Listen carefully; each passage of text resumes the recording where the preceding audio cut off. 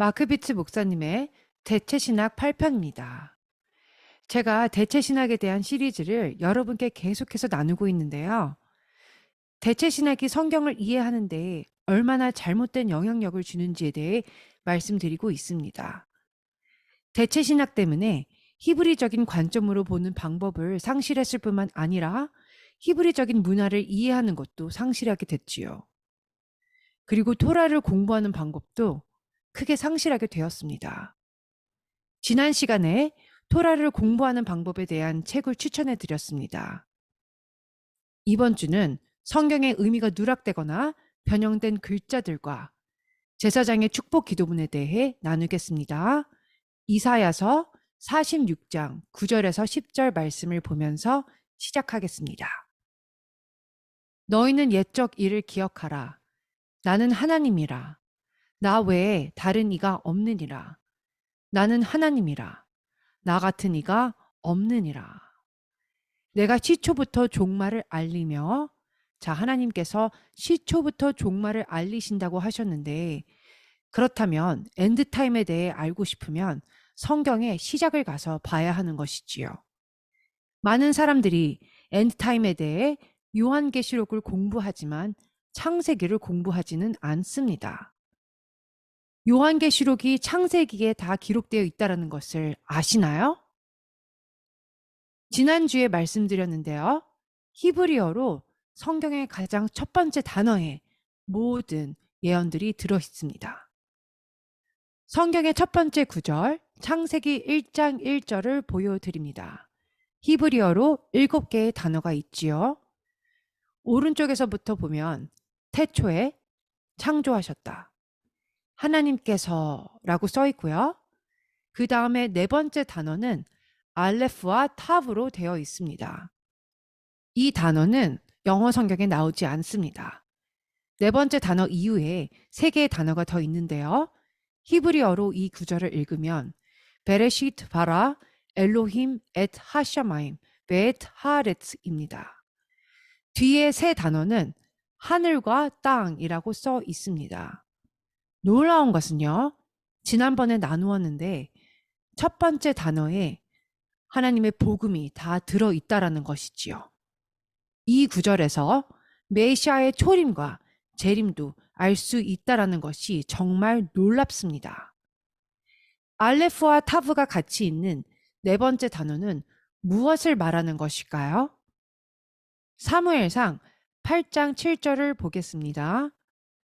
여호와께서 사무엘에게 이르시되 백성이 내게 한 말을 다 들으라. 이는 그들이 너를 버림이 아니요 나를 버려 자기들의 왕이 되지 못하게 함이니라. 이스라엘의 왕이 하나님인데도 불구하고 백성들은 하나님을 왕으로 인정하지 않았습니다. 그래서 사울이 이스라엘의 첫 왕이 된 것이지요. 백성들이 하나님께 우리는 하나님을 왕으로 원하지 않아요 라고 말했다는 것을 생각해 보세요. 여러분들이 만약 거절을 당한다면 여러분들이 첫 번째로 하는 행동이 무엇일까요? 상대방에게도 똑같이 복수하고 싶겠지요. 그런데 이 구절에서 하나님은 백성들에게 거절을 당하셨는데도 화내지 않으시고 사무엘에게 사람을 왕으로 세우면 어떻게 될지에 대해 말씀하십니다. 사람이 왕이 되면 세금을 더 올리게 될 것이고 이보다 더한 것도 하게 될 것이라고 말씀하셨지요. 그런데도 백성들은 다른 나라들처럼 여전히 왕을 원한다고 했습니다. 이사야서 44장 6절을 보겠습니다. 이스라엘의 왕인 여호와. 자, 누가 이스라엘의 왕이지요? 유드 헤이 바브 헤이가 되시는 야훼이시지요. 그 여호와, 이스라엘의 구원자인 만군의 여호와가 이같이 말하노라. 나는 처음이요 나는 마지막이라. 나 외에 다른 신이 없느니라. 요한복음 1장 49절 말씀. 나다니엘이 대답하되 라삐여 당신은 하나님의 아들이시요 당신은 이스라엘의 임금이로소이다. 이사야도 여호와는 이스라엘의 왕이고 처음과 마지막이라고 했지요. 요한계시록 1장 8절 말씀 보겠습니다.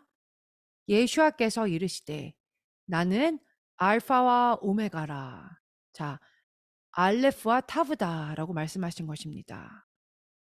이제도 있고 전에도 있었고 장차 올 자여 전능한 자라 하시더라. 연이어서 구절을 보시면요. 나 요한은 너희 형제요 예수와의 환난과 나라와 참음에 동참하는 자라. 하나님의 말씀과 예수와를 증언하였으므로 말미암아 반모라 하는 섬에 있었더니 주의 날에 내가 성령에 감동되어. 자, 주의 날은요. 토요일이나 일요일을 말하는 것이 아닌 환란의 때를 말하는 것입니다. 주의 날에 내가 성령에 감동되어 내 뒤에서 나는 나팔 소리 같은 큰 음성을 들으니 나는 알레프와 타브다. 시작이요 끝이니라 라고 주님께서 말씀하신 것이지요. 요한계시록 1장 17절에서 18절을 보겠습니다. 내가 볼 때에 그의 발 앞에 엎드려져서 죽은 자 같이 되매 그가 오른손을 내게 얹고 이르시되 두려워하지 말라. 나는 처음이요 마지막이니 곧 살아있는 자라. 내가 전에 죽었었노라. 알레프와 타브 되시는 예수와께서 죽었지만 다시 살았다는 것을 설명하고 있는 구절입니다. 예수와의 신성함을 증명하는 구절이지요. 능력 있는 구절입니다. 함께 화면을 보시겠습니다. 네 번째 단어 알레프와 타브 보이시지요? 그리고 우리가 7개의 단어를 보고 있습니다. 메노라는 몇 개의 촛대가 있나요? 7개가 있지요. 중간의 촛대는 알레프와 타브가 되시는 예수와를 뜻합니다. 요한계시록에 사도 요한이 7촛대를 보았습니다. 중간의 네 번째 촛대는 처음과 마지막이자 알레프와 타브가 되시는 분이시지요. 창세기 1장 1절은 요한계시록 1장과 연관이 있습니다. 요한이 메노라의 7촛대를 보았을 때 촛대의 중간에 계시는 분이 하나님의 아들이셨습니다. 알레프와 타브가 되시는 분이시지요. 알레프와 타브는 네 번째 단어입니다. 주님께는 하루가 1000년 같다고 하셨습니다. 그리고 메시아께서 이 땅에 네 번째 날에 오셨습니다. 창조된 이후 4000년에 오신 것이지요. 이때에 주님께서 초림하신 것입니다. 그리고 나서 무슨 일이 일어났지요? 그 이후로 2000년이 흐르고 이제 6000년이 되었습니다. 이제 재림하실 때라는 것을 의미하는 것이겠지요. 재림하신다는 단어에는 바브, 알레프, 타브의 문자가 있습니다. 바브는 못을 의미하고 알레프, 타브 되시는 분께서 못에 박히셨습니다. 못에 박히셨던 분께서 재림하시게 될 것입니다. 창세기 1장 1절에 이 내용이 다 포함된 것입니다. 시편 22편 16절을 보겠습니다. 개들이 나를 애워쌌으며 악한 무리가 나를 둘러 내 수족을 찔렀나이다. 우리가 못 박히신 분에 대한 구절을 읽었지요. 주님께서는 못 박히신 알레프와 타브가 되십니다. 알레프와 타브께서 초림하시고 이제는 재림하실 것입니다. 그런데 재림하실 때 이스라엘 백성들이 직접 못 박은 그 분을 바라보게 될 것입니다. 6000년의 끝에 주님께서 재림하실 것을 볼 수가 있는 것이지요. 민수기 25장 12절에서 13절을 볼 텐데요. 먼저 말씀드릴 것이 있습니다. 화면에 6번째 단어에 문자 vav가요. 첫 문자인데요. vav는 숫자값 6을 가지고 있습니다. vav는 히브리어에서 접속사 역할을 하며 그리고란 뜻을 가지고 있습니다. 그렇기에 하늘과 땅을 연결하는 것을 볼 수 있습니다. 사람이 6번째 날에 창조되었지요. vav는 인간으로도 비유할 수 있습니다. 바브는 여섯 번째 히브리어 문자이며 못이라는 뜻만 있는 것이 아닌 사람을 뜻하기도 합니다. 화면에 이 글자가 무엇인지 아시는 분 계신가요? 샬롬입니다. 자, 민수기 25장 말씀 보겠습니다. 그러므로 말하라. 내가 그에게, 자, 그는 피느하스. 자, 히브리어로는 핀카스라고 하지요. 내가 그에게 내 평화의 언약을 주리니 그와 그의 후손에게 영원한 제사장 직분의 언약이라. 피느하스는 실제적으로 400년이 넘도록 살았고 성경에서는 그의 죽음에 대해 기록하지 않았습니다. 그가 그의 하나님을 위하여 질투하여 이스라엘 자손을 속죄하였음이니라. 저희 공동체에는 오리지널 토라 두루마리가 있습니다. 제가 지금부터 여러분께 말씀드릴 것은 히브리어로 말씀을 볼 때에만 발견할 수 있는 것입니다. 영어로나 또한 한글어로 보시면 발견할 수 없지요. 대체 신학으로 인해서 그런 것입니다. 자, 샬롬이란 단어에 문자 바브가 보이시지요? 모든 토라 두루마리에는 이 단어가 보통 문자 바브처럼 쓰여 있지 않고 바브의 아랫부분이 잘려져서 써 있습니다. 그래서 바브가 두 부분으로 나뉘어지지요. 피느하스는 평화의 언약을 갖게 됩니다. 무엇을 했기 때문에 갖게 되었나요? 어떻게 영원한 평화의 언약을 갖게 되었나요? 음란을 행한 두 사람을 창으로 찔렀지요. 바브가 잘리니까 위에 있는 문자는 손을 뜻하는 유드처럼 보이시지요? 아래에 있는 문자는 못을 뜻하는 바브입니다. 피느하스는 손으로 못같이 날카로운 창으로 그들을 찌른 것이지요. 그런데 놀라운 것은요. 이 구절은 토라에서 바브가 잘려서 나오는 유일한 구절입니다. 이사야 9장 6절을 보겠습니다. 이는 한 아기가 우리에게 낳고 한 아들을 우리에게 주신 바 되었는데 그의 어깨에는 정사를 메었고 그의 이름은 기묘자라 모사라 전능하신 하나님이라 영존하시는 아버지라 평강의 왕이라 할 것임이라. 메시아는 평강의 왕이시지요. 피느하스는 영원한 평화의 언약을 가진 메시아를 상징하는 사람입니다. 잘려진 문자 바브는 우리를 구속하시려고 희생하신 메시아를 의미합니다. 이것을 통해 알 수 있듯이 바브는 사람을 의미하고요. 이 사람은 이스라엘에게 영원한 평화의 언약을 가져오려고 십자가에 돌아가셔서 우리의 죄를 덮으신 분이신 것을 알 수 있습니다.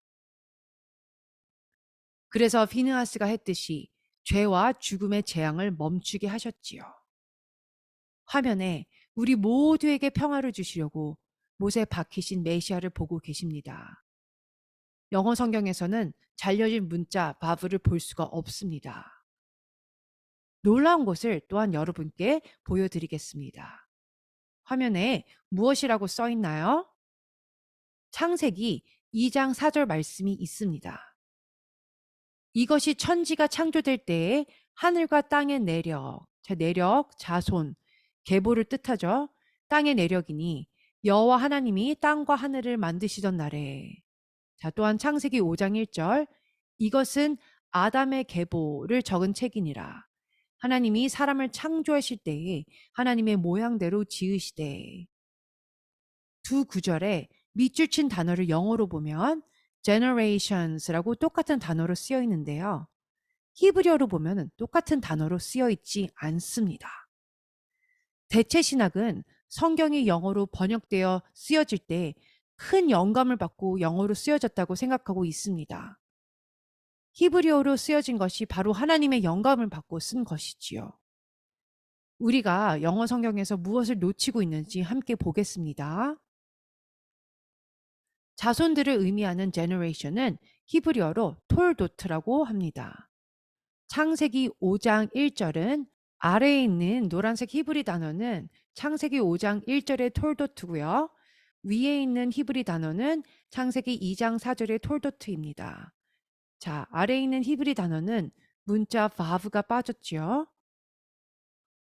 화면의 제목에 보시면 제가 일부러 영어로 알파벳 E를 빼고 generations라고 썼습니다.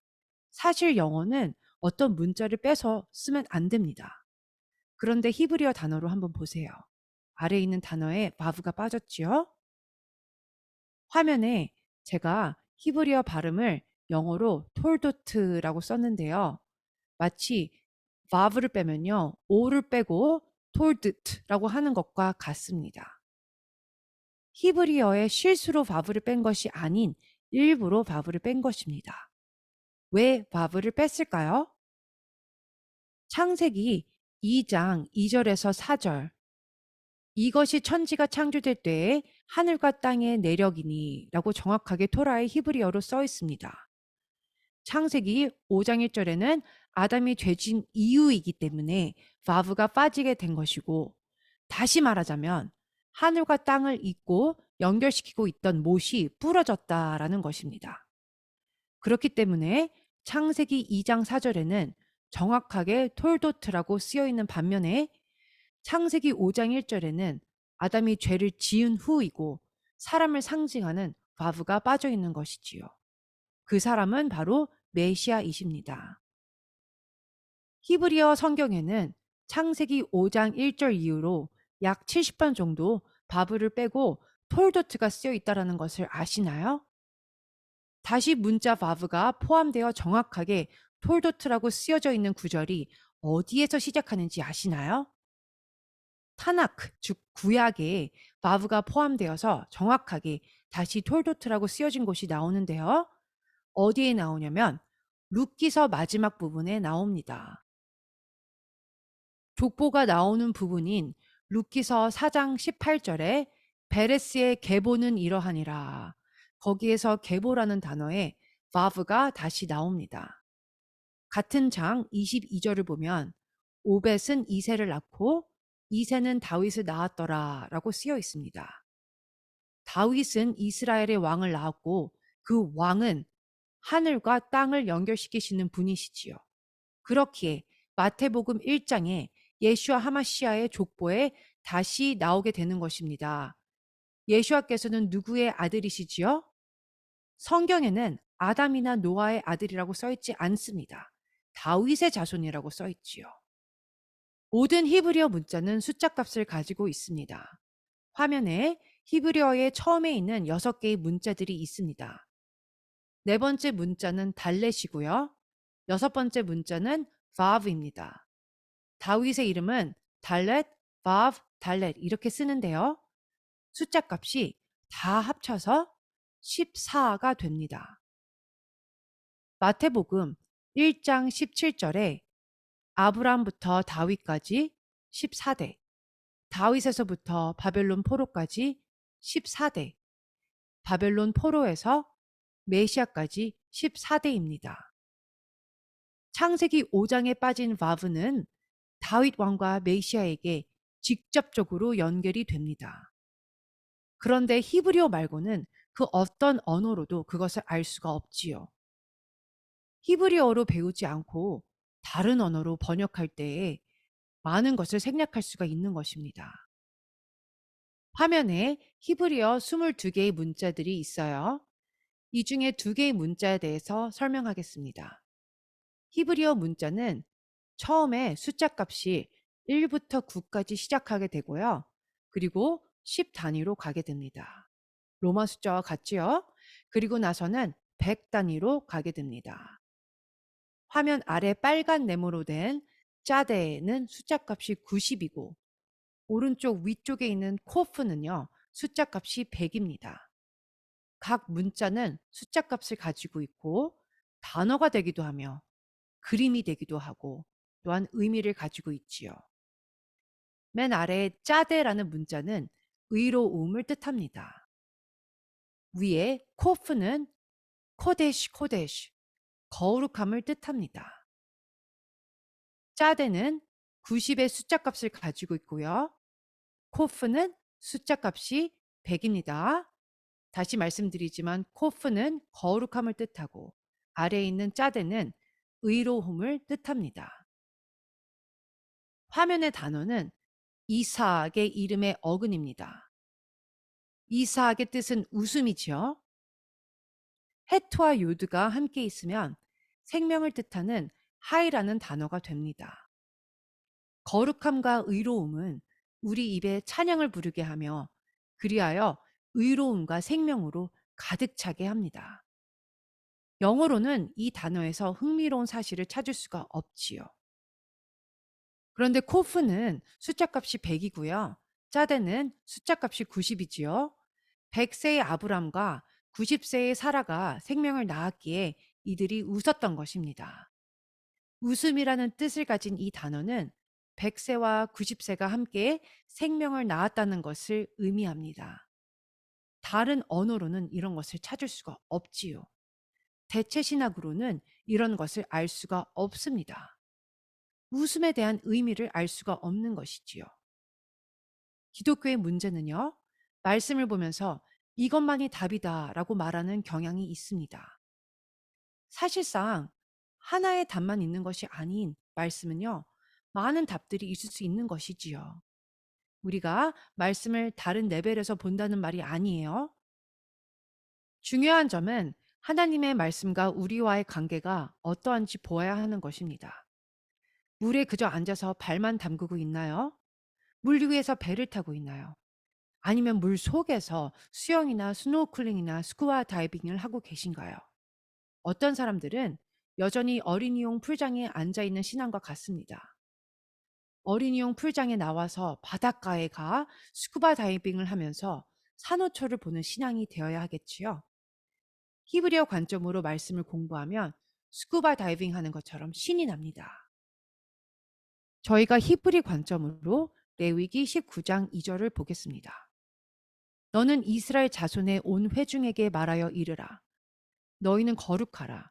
이는 나 여호와 너희 하나님이 거룩함이니라. 히브리어로 이 단어에 거룩하다라는 단어의 철자가 각자 다르게 표기되어 있는 것을 아시나요? 영어로는 거룩하라고 똑같이 써 있지만 히브리어로는 그렇지 않습니다. 내가 카도시한 것 같이 너희도 카도시하라고 써 있는데요. 화면에서 두 단어 사이의 다른 점이 무엇인가요? 위에 있는 단어에 한 문자가 빠졌지요. 우리의 거룩함으로는 하나님의 거룩함을 절대 가질 수 없습니다. 두 단어가 거룩하다라는 단어이지만 하나님의 거룩함과 우리의 거룩함 사이에 차이점이 있는 것입니다. 영어로 볼 때는 절대로 다른 점을 찾을 수가 없지요. 또 다른 예를 들어보겠습니다. 위에 있는 단어는 히브리어로 엘리야후라고 쓰여 있습니다. 엘리야후는 엘리야이지요. 화면에 엘리야후는 두 가지 다른 철자로 이름이 쓰여 있습니다. 영어로는 그런 차이점을 알 수가 없지요. 아래 단어에 빠진 문자는 무엇인가요? 문자 vav가 빠져 있습니다. 엘리야후의 컵이 화면에 있습니다. 컵에도 이름이 쓰여 있지요. 오른쪽에 쓰여진 단어는 무엇이라고 쓰여 있을까요? 영어로는 제이콥이라고 하고요. 히브리어로는 야콥, 한국말로는 야곱이라고 하지요. 위에 있는 단어에 빠진 문자는 어떤 문자일까요? 문자 vav가 빠져 있습니다. 야곱은 에서의 발 뒤꿈치를 잡은 자인데요. 바로 vav를 잡은 것입니다. 엘리야는 히브리어로 5번이나 vav가 없이 쓰여져 있고요. 반대로 야곱은 5개의 vav를 이름에 추가해서 나옵니다. 왜 엘리야후에 vav가 5번이나 없었을까요? 왜냐하면 야곱이 vav를 잡고 빼냈기 때문이에요. 자, 이것이 무슨 뜻일까요? 타나크의 구속에 관한 말씀에 엘리야의 이름이 약 70번 정도 나오는데요. 엘리야의 이름에 vav가 없이 써 있는 경우는 5번입니다. 6월절 세대를 식사에서 항상 빠진 사람이 있는데요. 누구인가요? 오랫동안 기다렸던 구속을 이룰 엘리야가 세대를 식사에서 빠진 사람이지요. 반면에 야곱의 이름은 5번 바브가 더해져서 써 있다고 말씀드렸지요. 미드라시에서 왜 그런지에 대해 써 있습니다.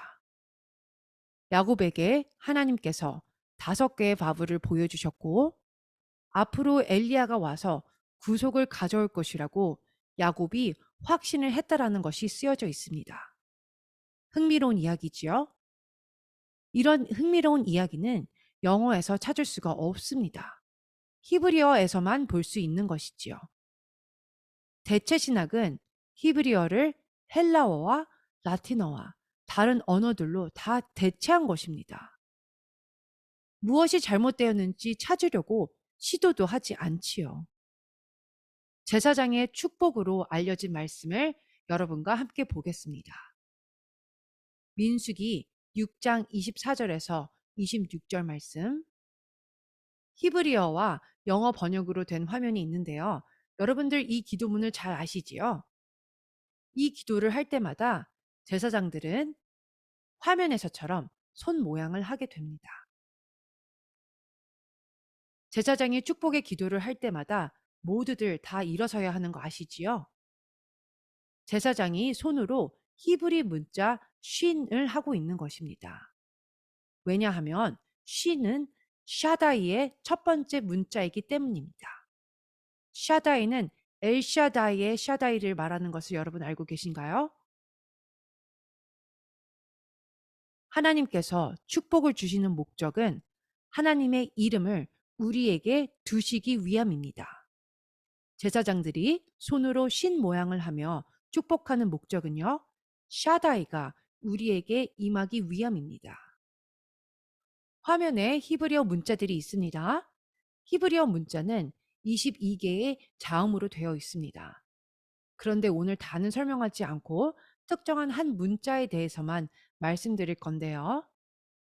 사맥이라는 문자에 대해서 말씀드리겠습니다. 사맥은 15번째 문자이며 숫자 값은 60입니다. 문자 사맥은 영어 알파벳 S 소리, 우리 한글로는 시옷 소리이지요. 그 소리를 내고요. 모두들 한번 사맥이라고 한번 말해보세요. 자, 이제 제가 사맥이라는 단어에 대해 말씀드리겠습니다. 히브리어 문자마다 자릿수와 숫자 값이 있을 뿐만 아니라 각 문자는 또한 단어가 됩니다. 레위기 16장 21절. 아론은 그의 두 손으로 살아있는 염소의 머리에 안수하여.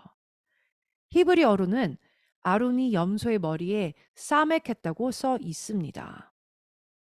아론과 살아있는 염소가 화면에 있지요.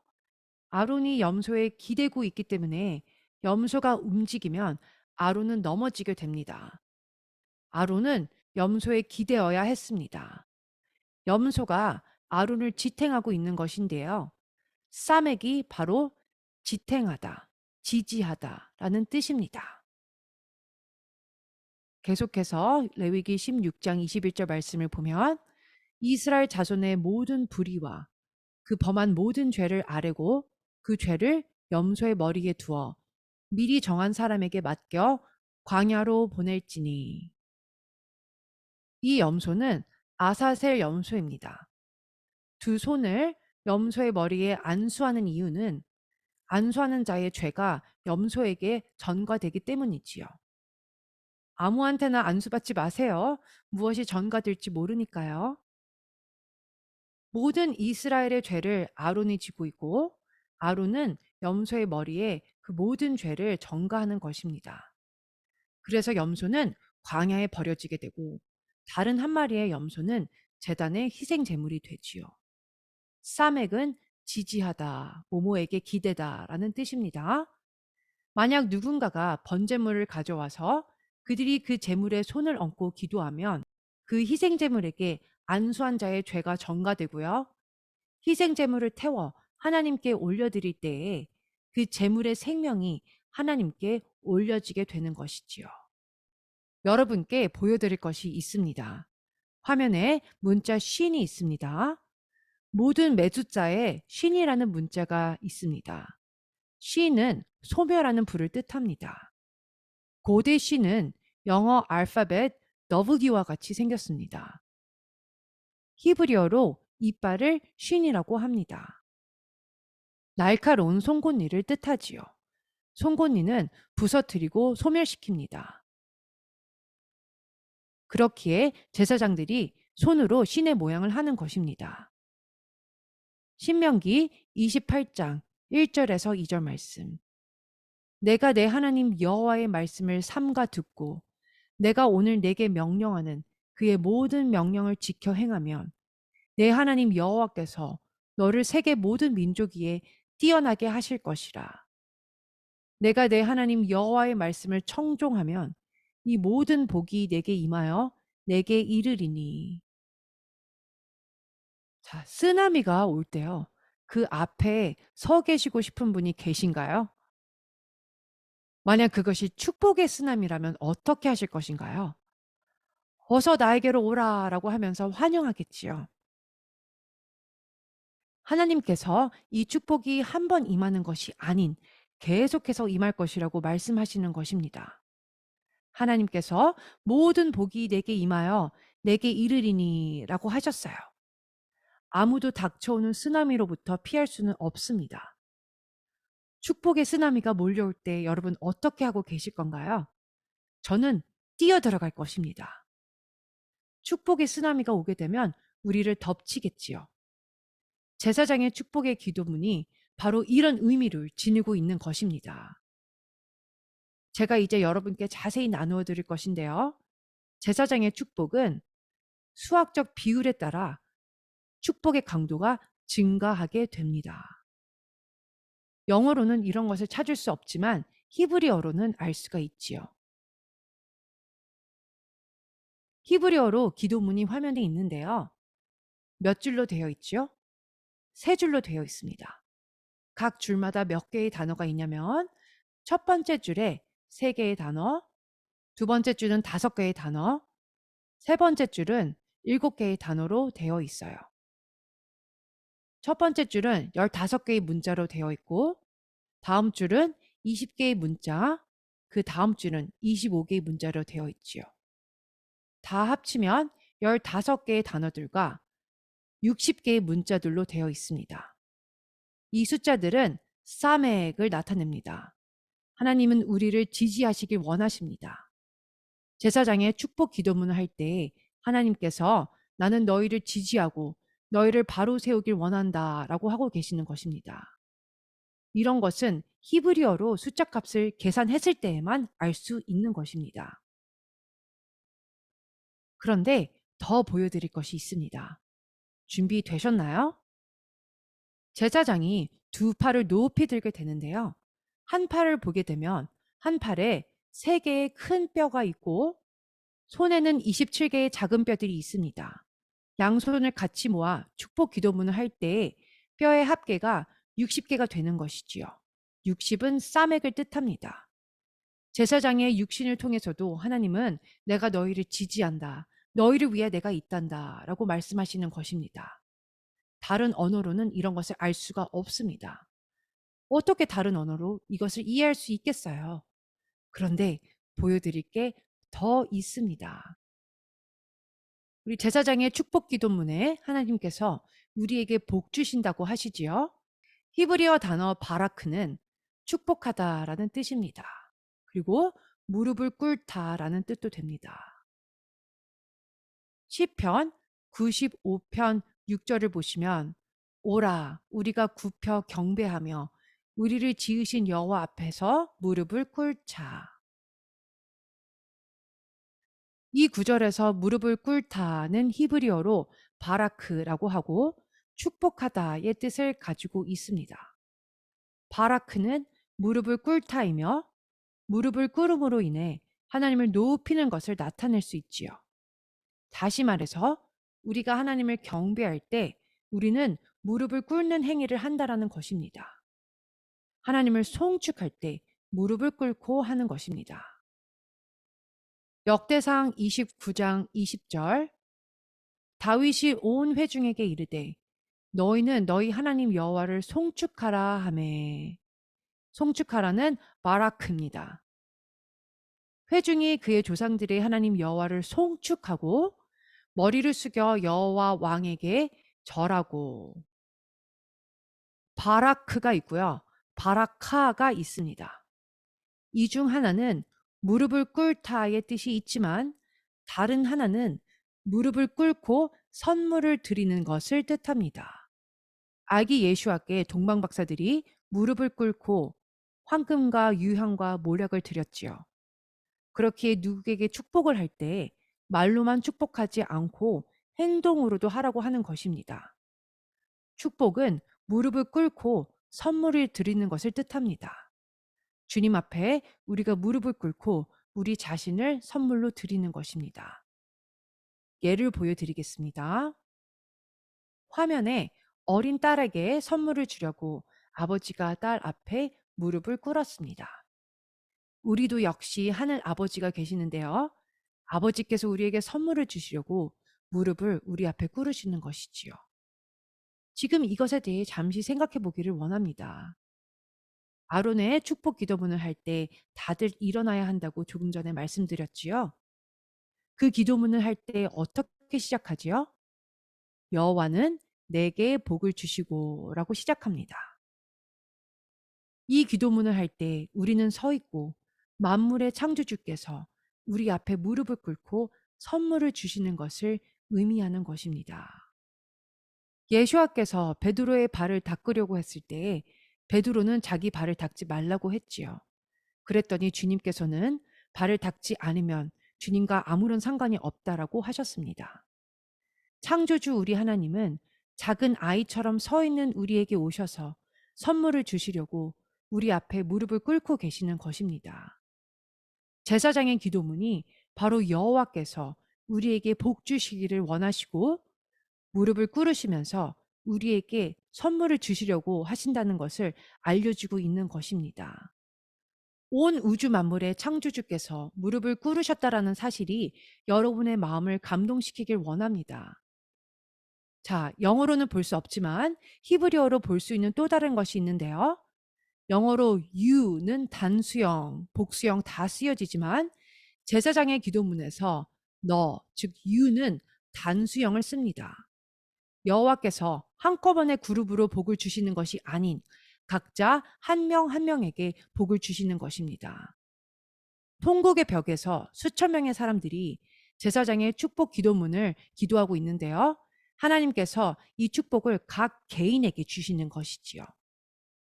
주님께서 우리에게 가장 큰 선물인 영생을 주시려고 우리에게 무릎을 꿇으신 것입니다.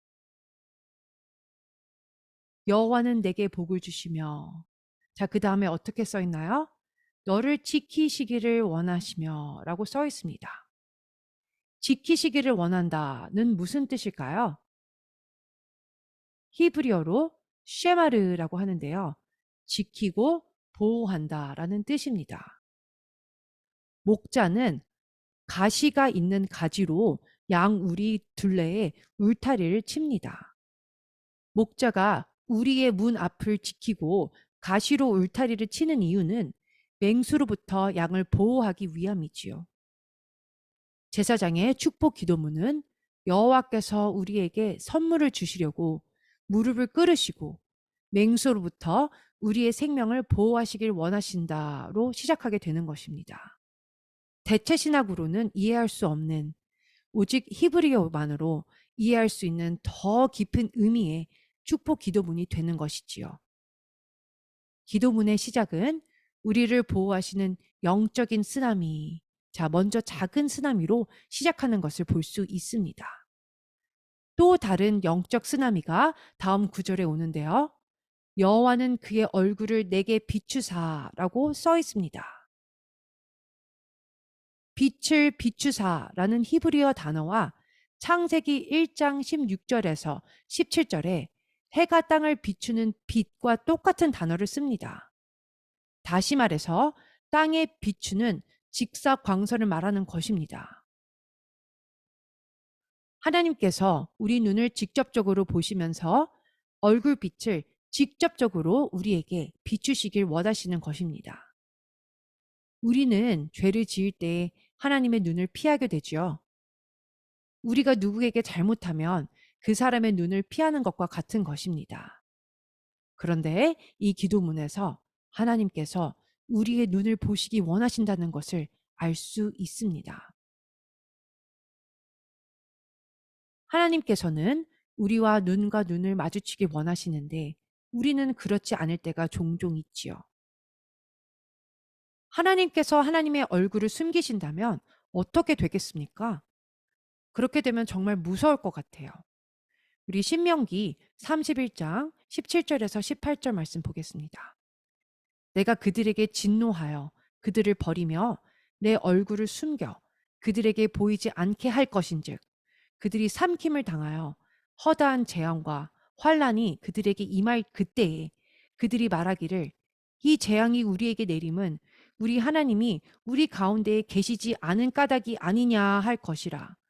또 그들이 돌이켜 다른 신들을 따르는 모든 악행으로 말미암아 내가 그때에 반드시 내 얼굴을 숨기리라.